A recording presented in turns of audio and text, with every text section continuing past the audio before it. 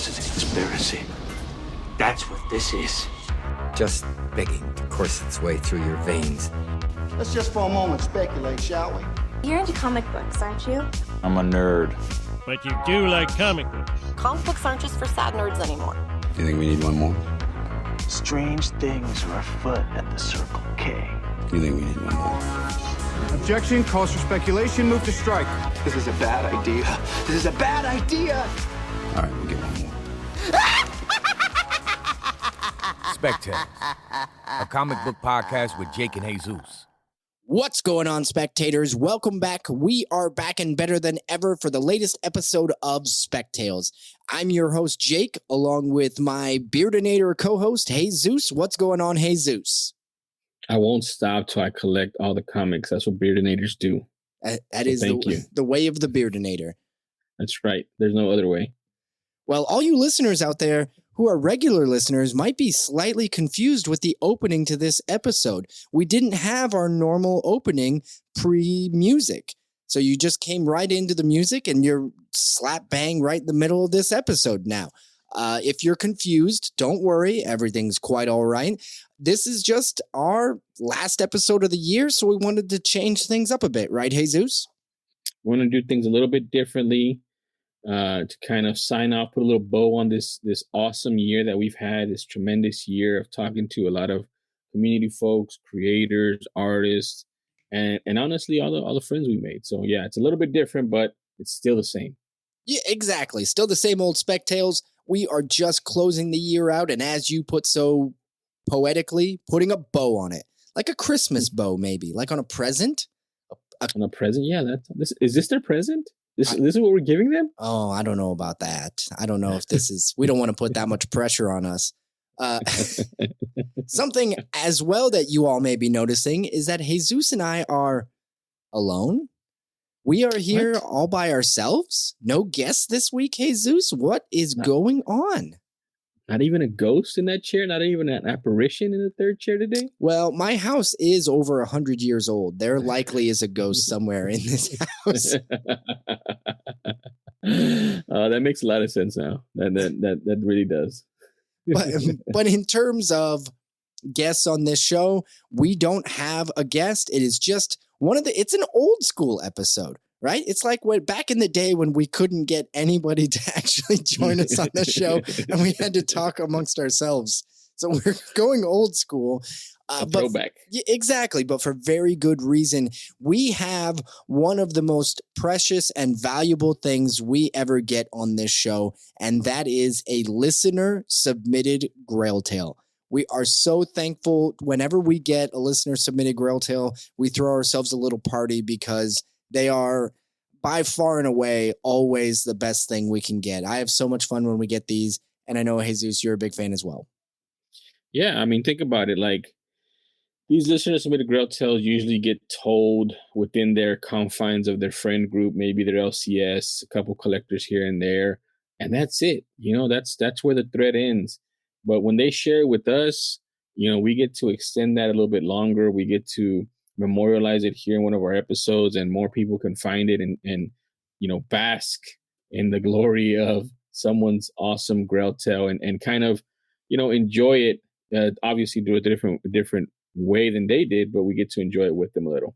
And because we got it from a listener, we wanted to give it the proper showcase. So that is how we are closing out the year, everybody. We're going to talk a little bit about some other things, like maybe some of our favorite comics for the year. Jesus, I don't know if you're prepared to name off one or two of those from this last year. I know I got a couple that I want to mention.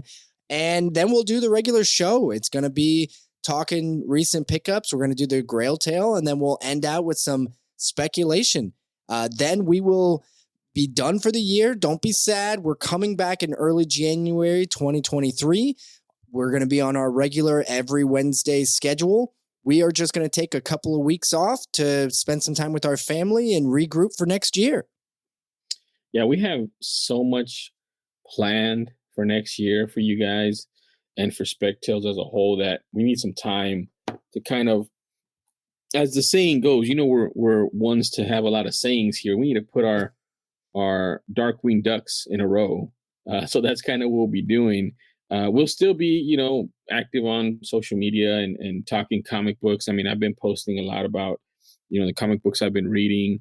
I've been posting to our Patreon about the book that we're reading this month, which is the Once and Future, the first arc of it. Yep. So we'll still be active on there, guys, but just rest assured, there's a lot going on behind the scenes so that we can continue to build on this awesome momentum we had this year. Yeah, and don't worry, we are not putting all of our Darkwing Duck eggs in one basket either. Not to mix phrases. We wouldn't do that, would we? No, man, that's not us. We don't Uncle Scrooge it. Okay, so what do we got? What do we got going? Let's go into end of the year reviews. What do you think about doing that? Nothing crazy. We're not going to do a big ta-da over it, but let's talk about a couple of our favorite comic books from this year. Are you prepared with one? I've got one ready to go. I want to throw out a series. Yeah, I have two. that I got ready to go, but one of them I'm saving for speculation. Oh, okay. So that's what we call a tease in the biz. A tease in the biz. I didn't know if you knew that, Jake. I don't know if you're aware of that. That's a tease. But yeah, I have one. You want me to go first, or you want to go ahead and go first? You know what? I think I'm going to let you go first. Okay, sure. So one of the books the series that I have really enjoyed reading because it's different, and I've talked about it, and it was a spec that hit for me, was 8 Billion Genies by Charles Soule, or Soule, however you say it. It got optioned beforehand. There's a lot of buzz on it, good, better, and different, but you can't deny that it's a pretty interesting and unique story. The artwork is pretty cool. The covers are pretty awesome. Even the variant and the ratio covers are pretty cool from a collector standpoint. So I'm going to put 8 Billion Genies out there. I didn't want to take Barbaric from Jake, so I'll put 8 Billion Genies out there into the ether of one of the best of 2022, in my opinion, or for me, at least. For me, I really like that one. That is one that I've heard a ton about. And it's been really fun because in addition to being really well written, it really did become very collectible. It kind of was the best of both worlds, because sometimes in comics, you'll get something that's really great to read, but from a collectability standpoint, it doesn't really hold water. However, you can get the other way around where super collectability, but it's not like you're going back and rereading, ASM 300 every time you get it. Although there is good readability, I'm just saying you're just not going back and rereading it, right? Yeah. So I'm going to go ahead and I am going to take Barbaric because that was on my list. It kind of changed the game as far as reading goes.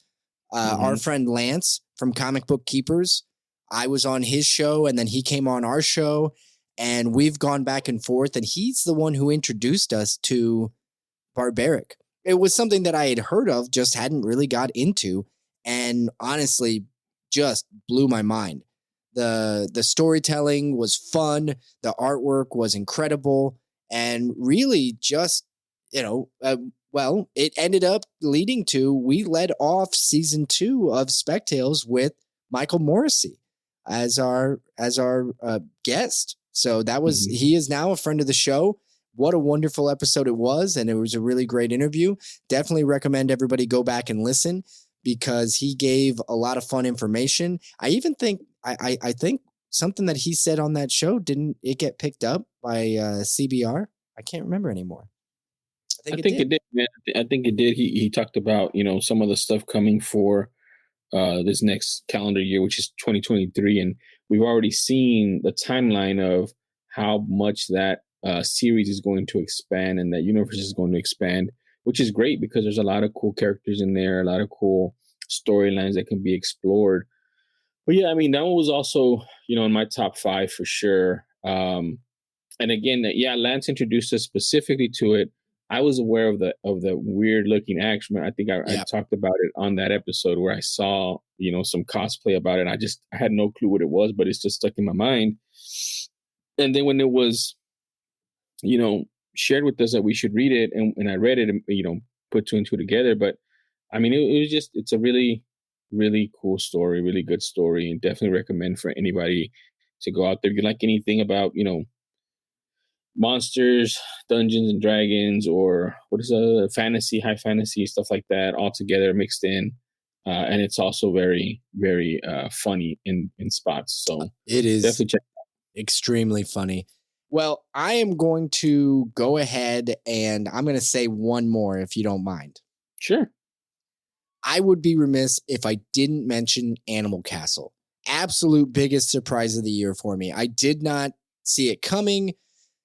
It probably is my most favorite read of the year, honestly. And they only did the first 5 issues, and I don't even know when they're coming out with the continuing the series, because they ended it on not a cliffhanger, but they didn't end it on like a, oh, story's done. No, there's a lot more to go. Yeah, or this arc is done. Well, that brings a lot to when did Ghost Cage come out? Because Ghost Cage is also that's high up on my list. That would make my top 5. But yeah, that would make my top 5 too. Ghost Cage, I think it finished in May or June. Yeah, so yeah, I guess so. So I would say that's a high up on my list for this year was Ghost Cage as well. And the only reason I say that is because I was reading those along the same time as Animal Castle was coming out. Yep.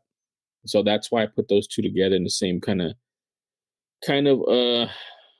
I don't know, like level, because they came out around the same time and they were very high level books that were really entertaining and really good to read, and people should read them. But yeah, I mean, I think that Animal Castle has gotten a lot of best of the year or top of the year or what have you, because it is so different. It's also translated from, I think, French, right? We said it's French. Yep. So, publisher is Blaze Comics, which was a publisher I had not heard of prior to seeing Animal Castle. And this was a cover buy. I bought this because the cover for the first issue was so good that I had to see more. I picked it up off the shelf blind, just saw the cover, and then I flipped through it a little bit, art matched, and I said, good to go. Let's see what this does. And writer is Xavier Dorison. Artist is Felix Delep. And I believe it is a French translation. And it's amazing. Yeah, so there you go. That's, what is it? We said Barbaric, Animal Castle, and 8 Billion Genies, and then plus one Ghost Cage. Speculation. Oh, Ghost Cage and Ghost Cage. Yeah, so you might got as well throw that in. 4 right there, and then we'll have 5 with my speculation pick. I mean, plenty to read over these holidays. I know a lot of people are going to have time off. You don't know what to do. Don't go, and just watch, A Christmas Story on repeat like most people do. I'm not saying I do that or I've done that before, but just don't do that. I mean, you can, but also snuggle up with some awesome top comics from your friends over here at Spectels. Yeah, snuggle up with some books. Yeah, or sleep next to them on the bed, like people on this podcast do. Exactly. Ooh. You. Okay, let us go ahead and get. What do we do next? I forget how we run this show. Man, what do we even do here? I don't even know.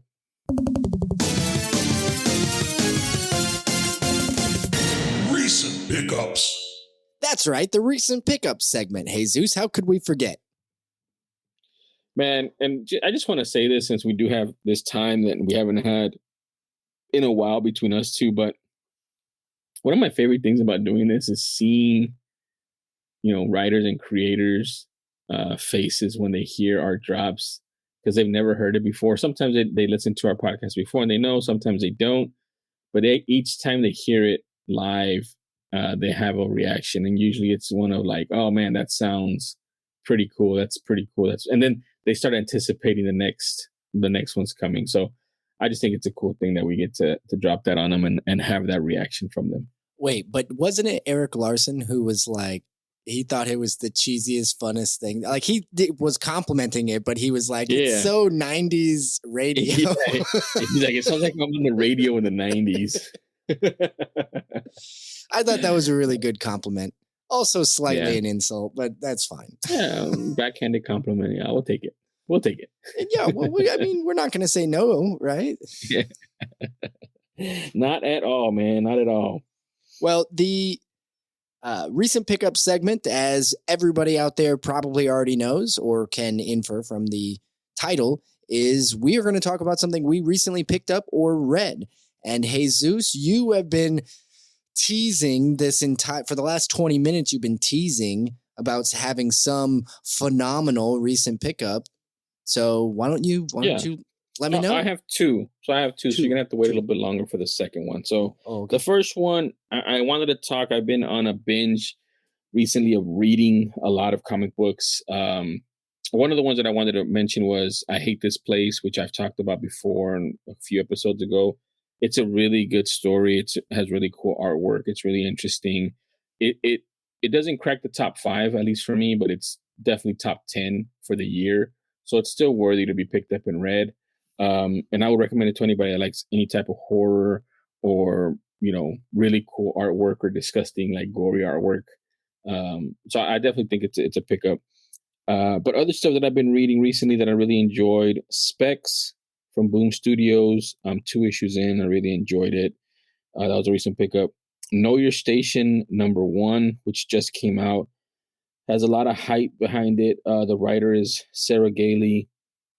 The artist is Liana Kangas, and the letterer or colorer, I don't know, is Rebecca Nalty.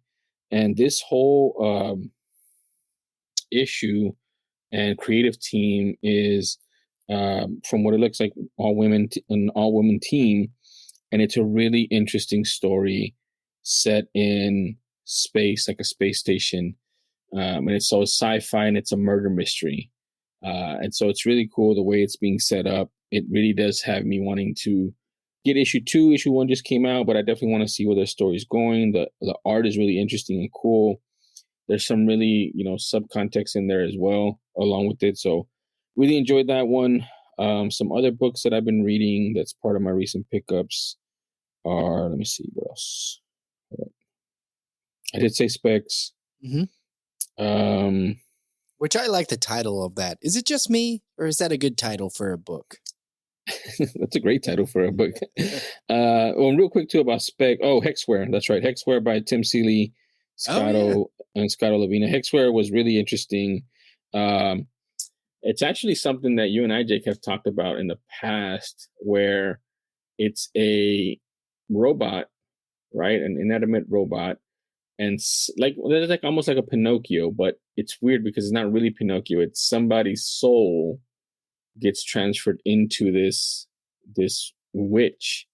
That's a witch robot that's supposed to help people. And now that soul and the witch's programming are kind of trying to figure itself out into what it is, where it stands in this world. And then they also have a task of trying to get something back. So really cool, really interesting.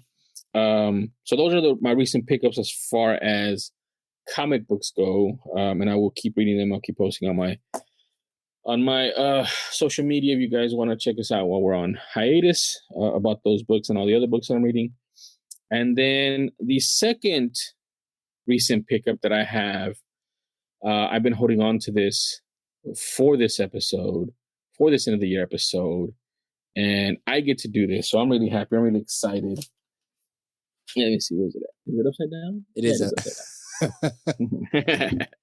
Okay. So this is a super, super dope art print that my good friend and my good buddy Jake picked up for me out of nowhere via the interwebs on Twitter from a artist named Staz Johnson. Is that his name, right? That is correct. Yeah.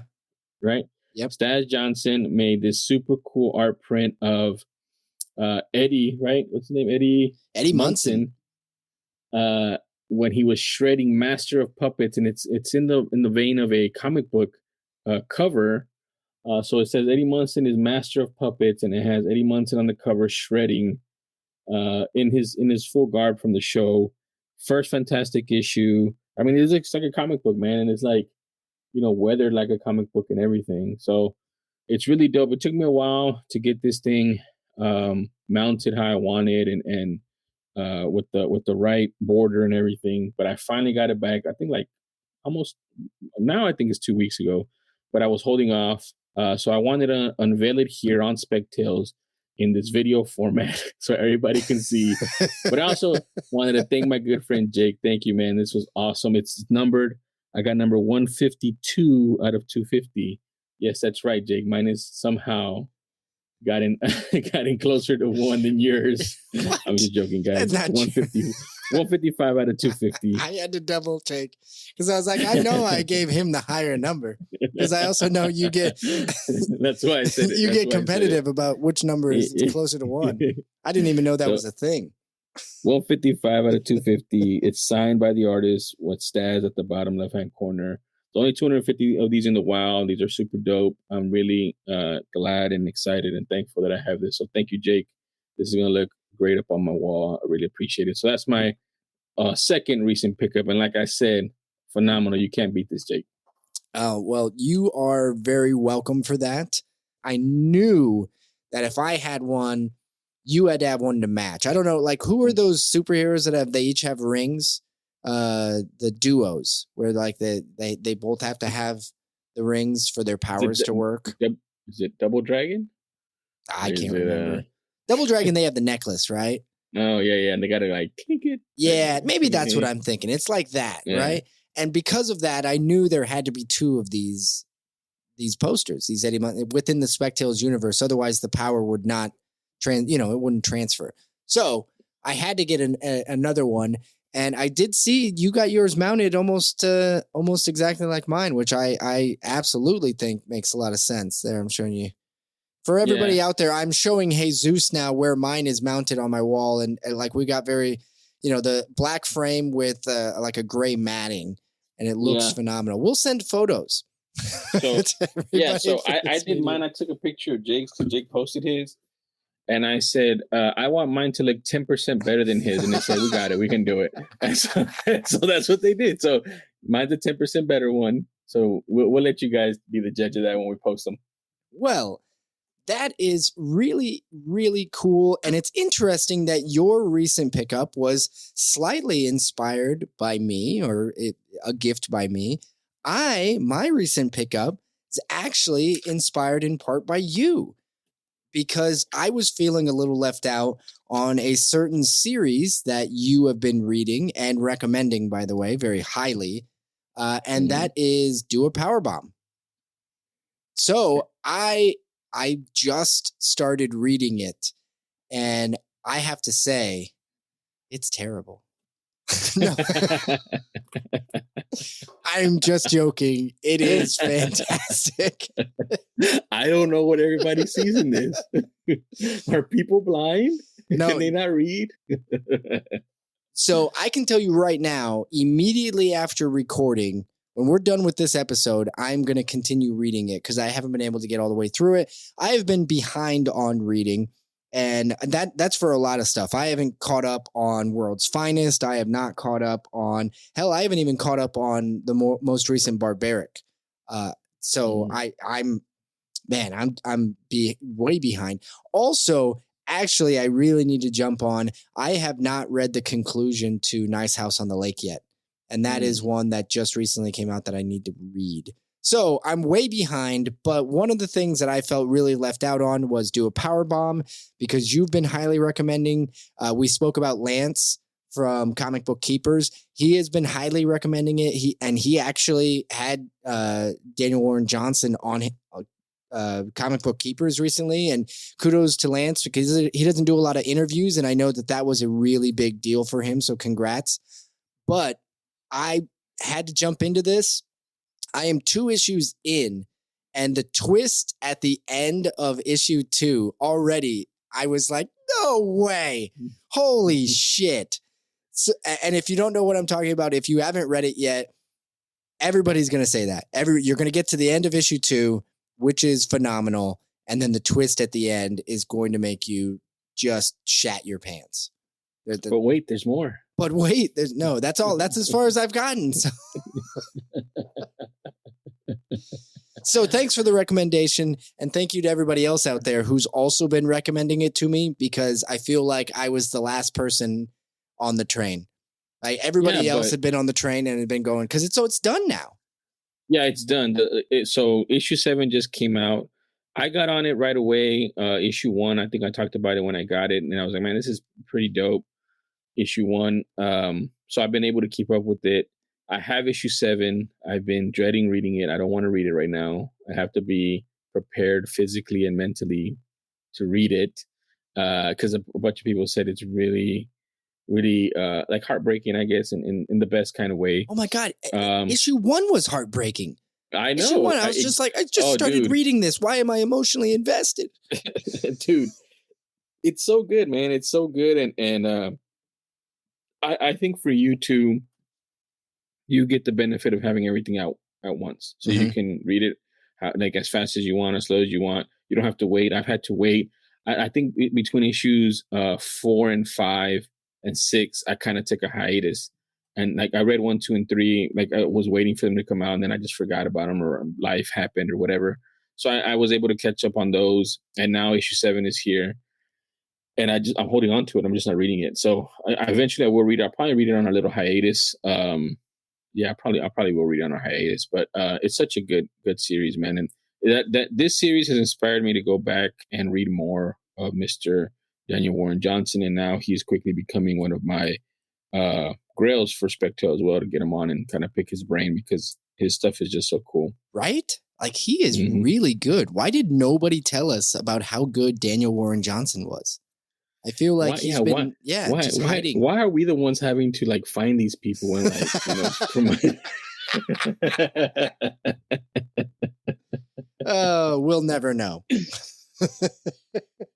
Yeah, no, I'm gonna have to go back and read a lot of his stuff. Apparently, he's been writing for years. Surprisingly, right? Not surprising at all. I will be going back and finding out everything else that he's been writing. I'm pretty sure he's done a lot of Power Ranger stuff, if I recall. But in addition to that, I think he's all over the board. I think he's been with Dark Horse, DC, you name it. All the publishers. Beta Ray Bill, Wonder Woman Black. I think that's right. Beta Ray Bill. Which yeah, I read Beta Ray Bill. I have it. I have some of the variants on that. And it's phenomenal as well. Yep, I heard so many positive things about Beta Ray Bill.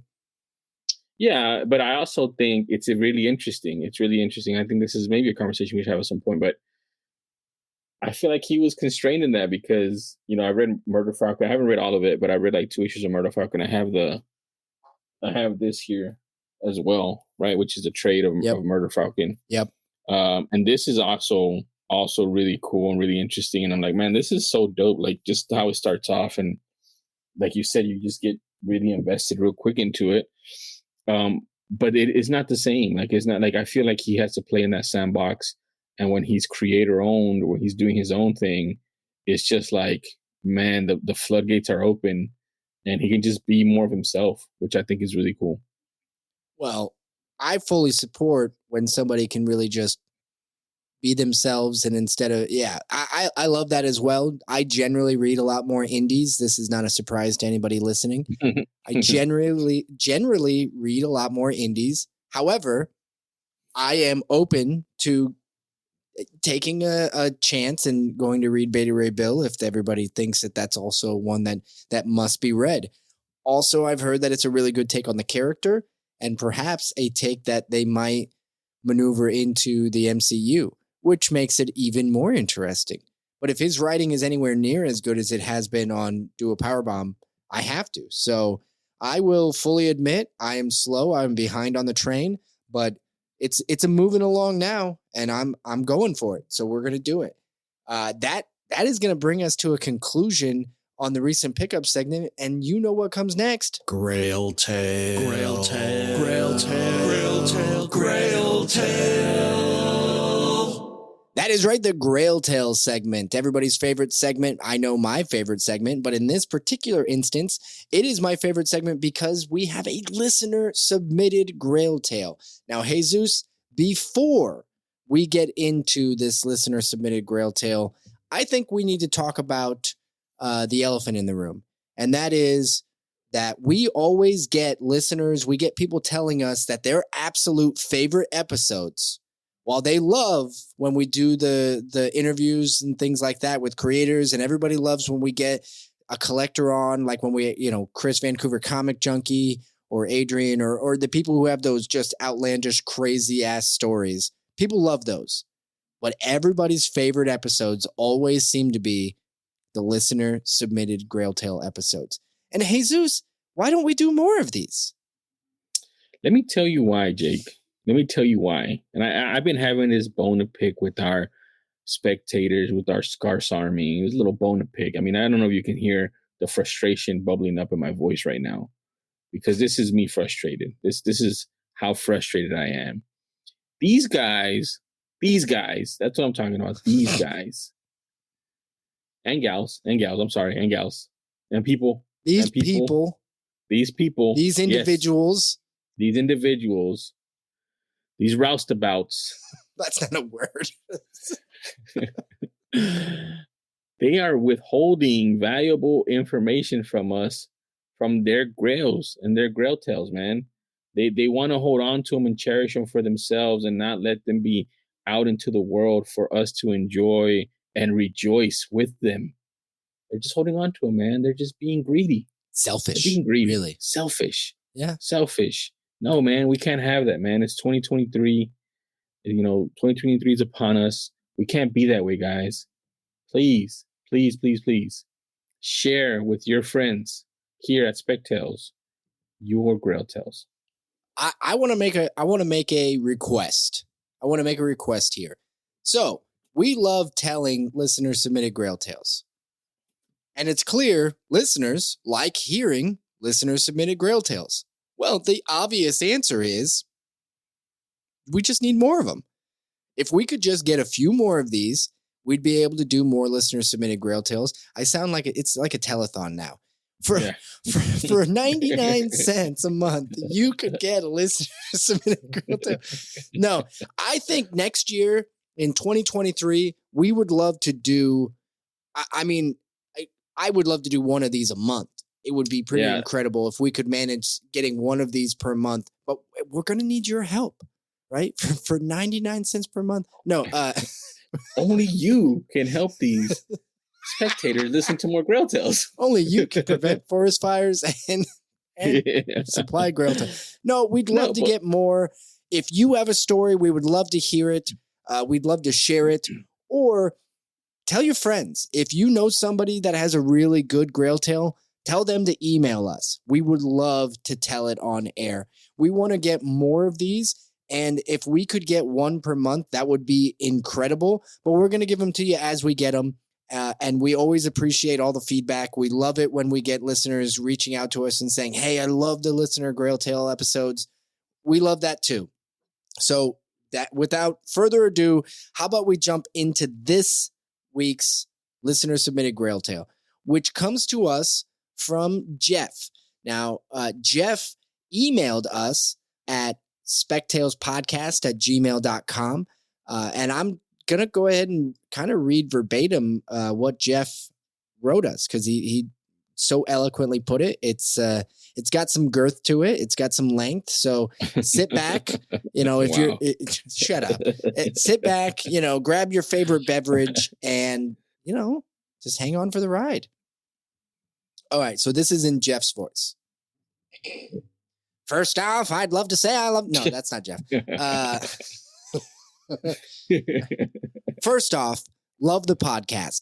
It's very well produced, sounds great, and you guys have incredible chemistry. Thank you very much, Jeff. We really appreciate it. And then he says, all right, enough ass kissing. On to my Grail Tale. Hold on to your butts. It's a good one, which I agree with. All right.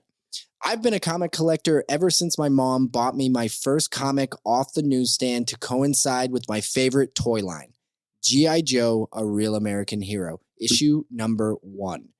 So that, first of all, is amazing that his mom bought him that. I've always had long boxes sitting around, but we all know the hobby kind of ebbs and flows. Several years ago was definitely an ebb period for me. I was still collecting, but wasn't really keeping up with trends or chasing any keys or grails. A friend of mine contacted me and said one of his friends was in somewhat of a bind and wanted to know if I'd like to help out. You see, this friend of a friend was what I guess you'd call a property manager. He would work with banks getting properties that have been foreclosed on ready and getting them ready for auction. His job was to clean them up and make sure they were inhabitable in order to get the best price at auction. He was a one-man show and was contracted to clean up a property that was more than he could handle. He said if we help, we could keep any of the junk found inside. I said sure, and early one Saturday morning, we made our way over there to the house. I'm sure we've all seen episodes of Hoarders on TV. Well, here I was living it for real. Apparently, this house belonged to a retired gentleman that passed away without family. It appeared as though he sat in his living room, smoked at least 2 packs a day, and ordered every product he saw on QVC. If it sold on TV and the product was labeled as collectible or limited edition, he bought it. This information was gathered because most of the items were still in boxes with QVC labels on them. Keep in mind that this stuff dated back to the early 90s, the height of the collector's boom. Besides his QVC addiction, the house was packed full of garbage and wide range of things some people call collections. Hundreds of very detailed model cars, Barbies, postcards, keys, magazines, and so many other things I can't even recall. So hold on, man. Right there, you're already in barn find territory, and not just for comic collectors. Because you're talking about model cars. I know there's people out there that collect model cars like nobody's business. Yeah, it's Barbies? crazy. Yeah, Same Barbies. thing with Barbies. Yeah.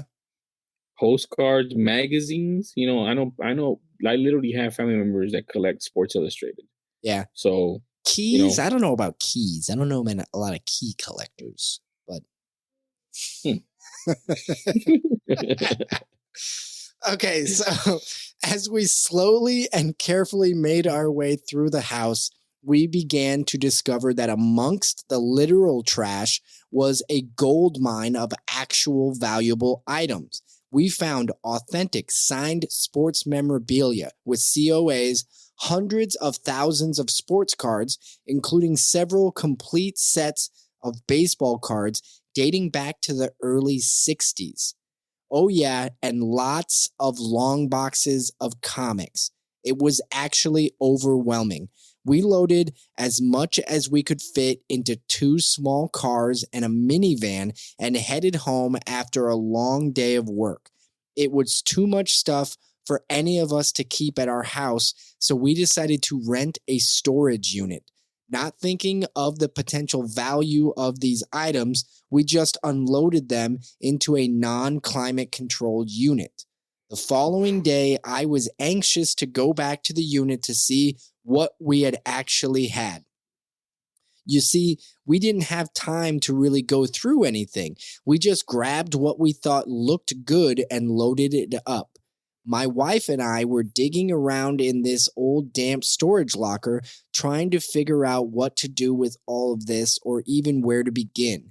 It was all so random and unorganized. At one point, she said, "Here's a Punisher comic book." I look up to see her holding a very sharp-looking copy of ASM 129.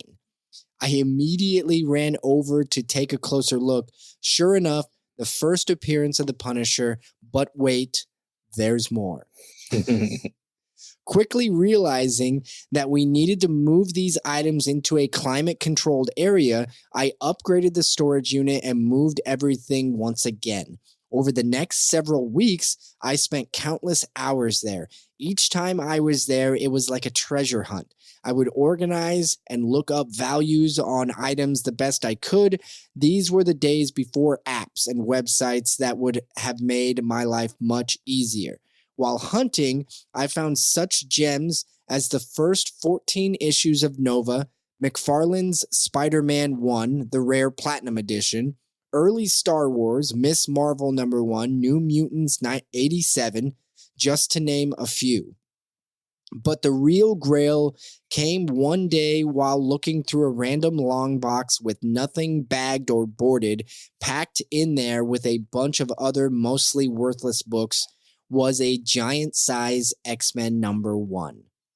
I just didn't have room for everything and didn't want to pay for a storage unit the rest of my life.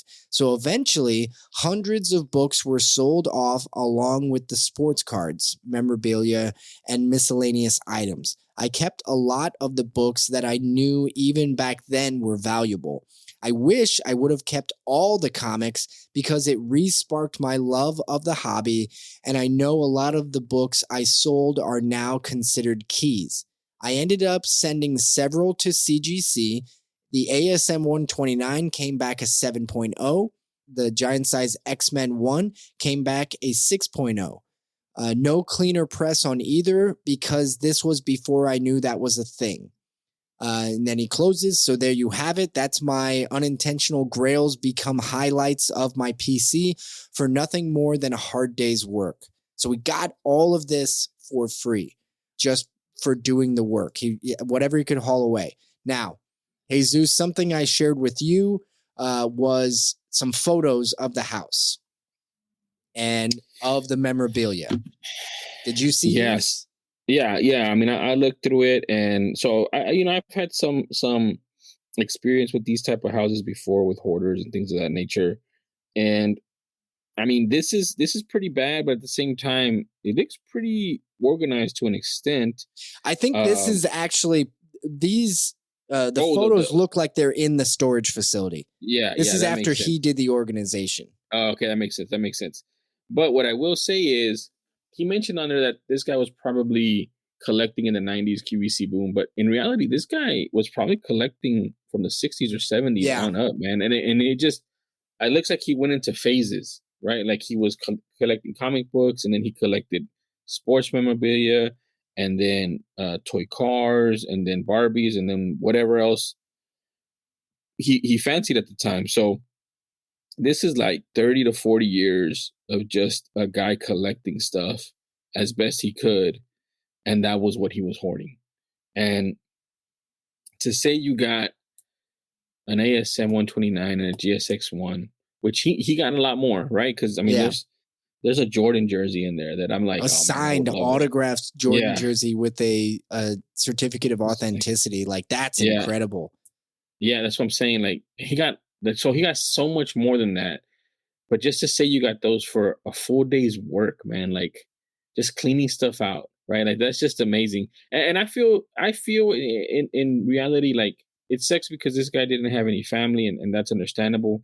But at the same time, for it to go to somebody that was actually a collector, was actually into comic books, and for a fair, day's like work trade, I think that's fair in this scenario, in this situation, right? It could have been anybody. It could have been a guy just out to get a buck, and then he goes and he sells everything off and piecemeals it or whatever. But at least this guy has some connection to comics and really got some really cool comic books. I think for me, the most exciting thing that I think is undervalued in this situation, not necessarily by Jeff, because I think he certainly understood the value of it, but I mean, damn it, don't you just want to be the person going through all that stuff? Yeah, I definitely do. Now, in this particular case, I get it. They had one day to clear everything out. I can't even imagine, based on the photos of the house itself, we only got a couple of those photos, but based on these photos, man, I think you need more than a day. You wouldn't be able to look at anything. You wouldn't have time. But me personally, I could sit in a house like that and just for weeks on end go through meticulously every item to see what it was. And to me, I would be in hog heaven. That would be so much fun to just be sorting through that stuff. That sounds boring to some people. I think that's an underrated feeling. I would love to sort through that guy's crap. Yeah, no, I mean, I think that's in reality, that's a lot of comic book collectors like dream, honestly, right? Like people. I'm gonna say something right now, and comic collectors and comic book readers are gonna know bagging and boarding, right? At some point, it's like this thing where it's like it sucks because you have to do it, and at some point, you're like, it feels so good to do because whether you get the collection, I remember bagging and boarding the Tomb of Dracula run that I got, and they went from these ugly yellowed bags and yellowed boards to these brand new ones, and then like brought up all of the comic books on there, and it was long. I mean, it's I think 70 issues or something like that I had to do, and I sat down and did it. But it's fun to do, so it's the same thing. Like that's why we go to the LCSs, right? That's why we go to those LCSs with huge back bins, because you want to look through the back bins, you want to look through that stuff and see if you find a gem in the rough, a diamond in the rough, right? Gem works better.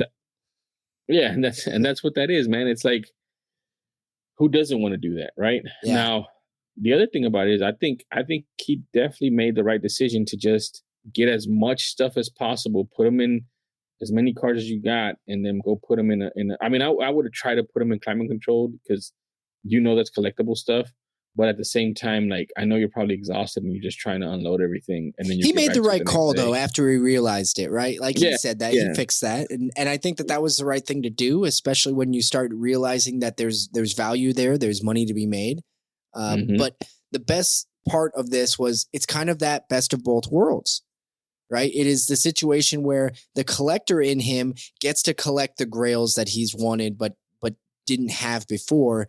And he gets to also flip to, I'm hoping he made a little bit of cash and he put some of it right back into the collecting, put it right back into getting those books and those grails that he would want. Now Jeff didn't specify that in his email, but in my mind, he did. Yeah. I mean, I'm sure like, I think, I don't know, if you're into collecting comic books for a while, you start understanding that certain people value certain things. Like I think I mentioned to you, Jake, that I came upon a expensive grandfather clock. Yep. And I don't care about grandfather clocks. I don't think I will ever care about grandfather clocks, but somebody did. And they offered me a amount of money that like wasn't the true value of it, but this person collects those clocks. So I said, okay, let's make this deal. And then I use that money and I bought comic books. So you can use that stuff, right? That people collect, give them a good deal on it, get some cash, and then start getting some comic books for yourself. So yeah, there's a lot there that he was able, I'm sure, like you said, probably in my mind, that he was able to flip and sell to collectors for whether it's the toy cars or whether it's the Barbie, so that he can put back into comics. Yeah. What's that phrase? One man's garbage is another man's comics, or something like that. That's correct. That's exactly what that phrase is, dude.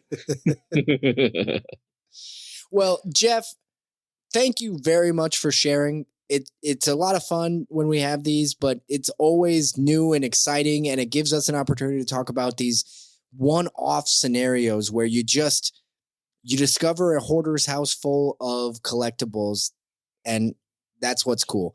That's what's cool about these stories. But that is the end of the Grail Tale segment, which means we need to get to speculation. Comic book speculation. Jesus, are you ready for this? Yes, I am ready for this. Am I going first? I can go first. We'll let you close. You never get to close this segment. I'll let you close. I close the segment and I close the year out with a bang. If you say so. I'm going to go first.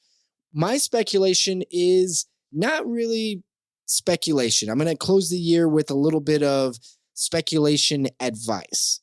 Okay, fair enough. And it's more the pricing advice, because I was out and about this weekend, as I do, and I stopped at a comic shop that I hadn't been to, let's give it 2 months. It's not my normal. It is not close to me. It is not, but it is one that I like to go to because it is one of the largest backstock comic book stores in the state where I live. So I go there as often as I can, but it's been a couple of months. Well, I was in there and I saw a book that I knew I wanted. I saw it was in the counter, it was behind the glass. Yeah, I always get so enamored with the books that are behind the glass. But I saw Avengers 196. This is a book that I missed on before. This is the first appearance of Taskmaster. It has the incredible George Perez cover with Taskmaster on it. The green background, the yellow Avengers across the top. It's an iconic cover, right? And I saw it behind the glass and I was like, oh man, I missed on it before because this book hit really hard when Taskmaster was going to be in, was in Black Widow. That's right. And then with the very, very, very unfortunate death of George Perez earlier this year, the book also skyrocketed. So I had to just put that book to the side and say to myself, you know what, Jake, you'll get it later, because it was the price had gone through the roof. And I looked at it, and it's a near mint book at this store. It's near mint. I was like, all right, that's a really nice looking copy. It was not a newsstand, but I wasn't into it for that particular reason at this point. But it was in good shape. Then I noticed the price. Okay, we're talking over $150 for this book. Over $150. And I'm looking at it, I'm like, I really want that book. Is that the, and I had to think to myself, is that the right price? Because I didn't, and the last couple of months, Jesus, you know this, I've shared this with you. I have not been in buying mode, as we'll say it. I've been in reserve mode. I have been in conserve mode. So I've been getting my weekly pull list, but I haven't been getting a lot of collectibles. I haven't been getting a lot of books to collect recently, sparingly here and there. So I can't say I'm charged up and know all of the prices in my head. Like when I get in buying mode, the Rolodex goes into my head and I know all the prices for all the books that I want and I know the keys, right? Well, in this particular case, I didn't know what the price was. And so then I took the time to, of course, do the research because I'm not a numbskull buyer. And and this book was vastly overpriced in the condition that it was, not, just a direct copy. This book should have been, at best $90, but realistically $70, $75 book. So this book was double what it should have been. And I don't know if I should blame this LCS or if it's just a book that's been, because that price is very reflective of what it used to be. And so for speculation this week, I'm going to say something that may seem obvious, but not for everybody. And that is, like, you may know the prices of what they used. I know what this used to be. So when I first looked at it, I was like, oh, that's kind of where it was last time I checked on this book, right? It was in that, $165 range ballpark for a near mint. Well, this not the case anymore. And this LCS clearly had it priced and then haven't changed it in the last 6 months. That's how long it's been since they've adjusted that price. And I'm giving everybody out there, know your speculation and also really do the research on your prices, because when we're going through these lulls, right, the comic book market boomed and those prices got very high and a lot of people were paying high prices. Hell, I paid high prices on some books that I don't think are there anymore. That's where the book market was. But it's really come down, and not all of the LCSs have reset their prices. They haven't gone back and said, oh yeah, that Avengers 196 isn't worth that anymore. They're not. Know that. Know that when you walk in there and have that conversation with your LCS owner, because this LCS definitely was pricing based on what was selling on eBay. Everybody talks about, oh, the LCSs out there, they're all we reserve the right to check eBay for prices before final sale. Well, you can do the exact same thing. And I'm not saying it's an argument. They may not have even known, right? Somebody just hasn't checked the book. Well, don't be the person going in and thinking that because that's what they have. That's what the right price is. And maybe I'm the only one I need to hear that who needs to hear that. But I definitely, when it happened to me, I was like, man, I was like considering buying the book at that price legitimately because I want that book. And now I'll consider buying it elsewhere. But you know, that's something to consider definitely. So for speculation this week, know your specs, but also know, in this particular case, know the prices that you want to pay for it. And even it may be an LCS you trust. I trust this LCS. Not as much anymore, but as far as what I know of this LCS, they are owned by good people, and I don't think that's intentional. No, honestly, man, it's the market, man. I think it's the market, and that book too is really weird. And I told you now that I think about it, it's had 3 price bumps, and all due to, unfortunately, the health of the late George Perez. When he announced that he was basically in hospice care, it got a bump. And then when he said he was going to do signings for CGC, it got a bump. And then when he passed away, unfortunately, it also got a bump. So that book has been everywhere. I have a couple copies of that book. There's some that I still have some potential margin in it, but I'm just holding on to them because I like Taskmaster, and I don't think I'll sell them. Maybe I won't. I don't know, but maybe I will, just to upgrade to a signed one that I wasn't able to get signed. But yeah, the market is just so volatile right now. Some books are up, some books are down, some books are continuing to rise for no reason. We talked about Marvel Spotlight number 5, which is a book I absolutely need to get, and it just keeps climbing for no reason, right? There's no rumors out there. There's no casting. I mean, there's rumors, but they're not substantiated. They're not really interconnecting with what's going on in the MCU overall. And even then, supposedly if it is going to be Ghost Rider, is going to be Robbie Reyes, not the original Johnny Blaze. So it's just weird. So there's weird things going on in the market, and you hit the nail on the head, Jake. You have to do your research. Don't get enamored. I mean, unless it's like, I don't even know. There's some books that you might see that you might want to overpay for and just say, you know what, this is a rare book. Like, let's say that Barbaric book is out there, right? And you come across it at your shop. Well, it just doesn't sell enough. It doesn't sell enough you set the market at that point because it's so rare. Yeah. And what is it worth to you at that point, right? Like, I'm just going to bite the bullet and say, let me go ahead and buy this, So yeah, man, do your research on those books. Even reputable LCSs are not perfect. So just make sure you're price checking everything so you don't end up buying a book for last year's pricing. Yeah, exactly. And with such a volatile market, you really just have to. Yep, for sure.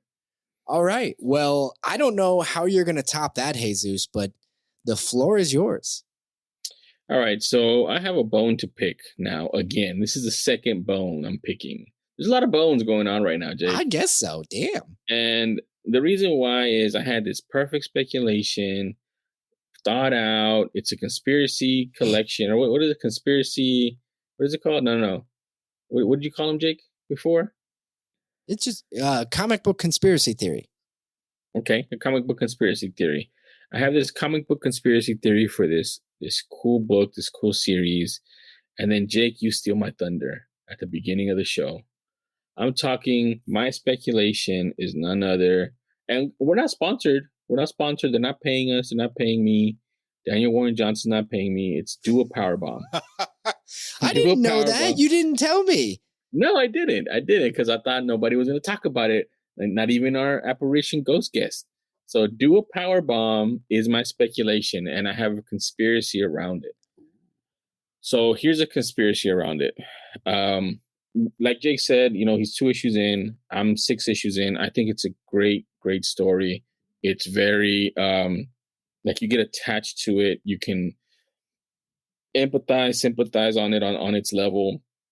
It's also weird and cool and different because it's wrestling and it's necromancing and it's magic and it's just, and at the fantasy. same time, yeah, it's mixing the fantasy with something that is fake, and I'm using air quotes here, folks. Yeah, and at the same time, to me it's so like not what is it, like not comfortable, but like what familiar, It's Yeah. very familiar because I grew up with wrestling. I remember taking, like, when I got of age and I was, doing good and I was married, I took my brother to go watch, the WWF. I think it was at that point when they came to town a couple times because, I didn't get a chance to go when I was younger. Now I always wanted to go. And I got to take him, and it was cool. We saw Eddie Guerrero, we saw Rey Mysterio, we saw all that stuff, the whole shebang, right? Like it was cool. And so that's why like it's familiar and all these moves that are going on in it and stuff. And so I'm putting two and two together, and I'm like, wait a second, man. I saw a movie from WWE Studios during the pandemic, right at the beginning, that had some fantasy into it, that had some little weirdness to it. And I looked it up, and it's called The Main Event. It's about an 11-year-old who finds a magical mask that he puts on and turns him into a super great wrestler, right? So what if at some point down the line, WWE options do a powerbomb and makes a movie or a show about it, man? And I think it would be great. I think it doesn't have to be a Lionsgate or a Paramount or whoever to do it. It could be somebody that already has wrestlers. It makes too much sense. They have their own studios. They usually make wrestling movies to an extent, right? Like they've done some other stuff like Scorpion King and stuff like that way back when, but it was with the wrestler, right? The Rock. Yep. And they saw his potential. But they've also done like this movie, The Main Event. They've done Fighting for My Family, which is a story of one of their wrestlers and how they became a female wrestler, woman wrestler, and how they became the superstar that they are now. It just makes too much sense. So if anybody out there, where there's Danny Warren Johnson or where there's WWE Studios, listens to the podcast, I need to work together and make this thing happen because it's really cool. It's different. And I think it would like it. And again, and here's to say too, like we're always pushing, make it into a movie, make it into a show. It doesn't have to be, man. Do a Powerbomb is perfect to me, right? Like so far, I haven't even read issue 7, but it's perfect. Artwork is great. The story is great. Pulls on your heartstrings. It doesn't need any more. But at the same time, it would be cool to see in a different medium and get this story out to the larger masses because not everybody's a comic book reader. So that's the only reason why I say it. That's my speculation. They have some cool variants on it. I have a couple that I picked up by accident, so I'm happy to have them. But do a Powerbomb. The whole series 1 through 7 is my speculation to close out. And it's also my second of the top of 2022. So go read it. And you haven't even finished it yet. I haven't even finished it yet. Yeah. And I'm definitely finishing it. Well, I don't know if I'll be able to finish it. It's kind of late. But I will be reading it after we get finished. So, gosh dang it. This might be the first time in the history of Spectales where we tie. Okay, you didn't even have one specifically, but okay. Oh, well, you can't win them all. So, but a tie for us. That is the episode. That is the final episode of 2022. We are going to be back, everybody, next year for 2023. In the meantime, a little bit of a homework assignment. We need listener submitted Grail Tales for 2023. So, tell your mom, tell your friends, tell everybody. If they've got a Grail Tale, they need to send them our way because we would like to tell it. And we will be back next year. We are going to still be very active within our Patreon. We are still going to be active on our social media and everywhere else. We are not hiding. We are not going underground or anything like that. As I said, we're just taking a couple of weeks to be with our families over the holidays and to, prepare for 2023 because we've got a lot coming next year. To say the least, we have a lot coming next year. To say the least. That's a tease in the biz. All right. Happy holidays to everybody out there. Happy New Year. We will see you all next year. Thank you very much. Have a good year.